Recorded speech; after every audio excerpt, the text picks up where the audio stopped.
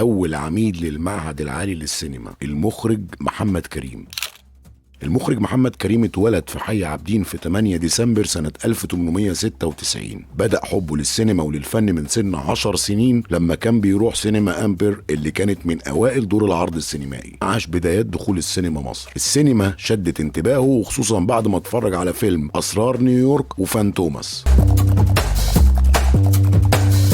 كبر محمد كريم وكبرت معاه هوايته. اشترى محمد كريم من مصروفه كاميرا فوتوغرافية وحول سطح بيته لشبه استوديو. كان بيتفرج على الافلام ويروح الاستوديو يصمم الديكور والملابس ويحط المكياج بتاعت الشخصية اللي هيقلدها ويصور نفسه. كان بيحاول ينفذ اللي بيشوفه بالظبط في الافلام الاجنبية. شاركوا موهبته صديق الطفولة يوسف وهبي اللي كان بيجمعهم حب الفن، ده غير ان هم كانوا جيران. عملوا عروض مسرحية في شارعهم لولاد حيهم، حولوا المصطبة اللي قدام بيتهم لمسرح.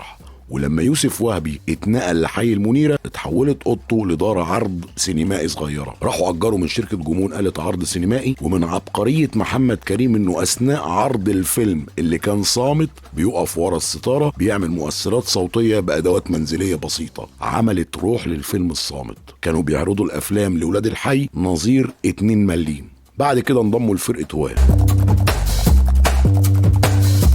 لحد ما محمد كريم سمع ان في شركة انتاج سينمائي في اسكندرية اللي اتكلمنا عنها في حلقة 7، واللي بعد محاولات قدر ينضم للشركة ويمثل في فيلمين، شرف البدوي والازهار المميتة. وللأسف الشركة صفت وفلست. سافر محمد كريم اوروبا سنة 1920 يدرس السينما بعد محاولات طبعا وتصميم. قدر يوصل لاكبر استوديوهات لشركة اوفا السينمائية واشتغل في قسم المونتاج. وفي خلال 1.5 سنة كان بقى مساعد مخرج للمخرج النمساوي فريتز لانج، وطبعا اكتسب خبرة عملية في الإخراج.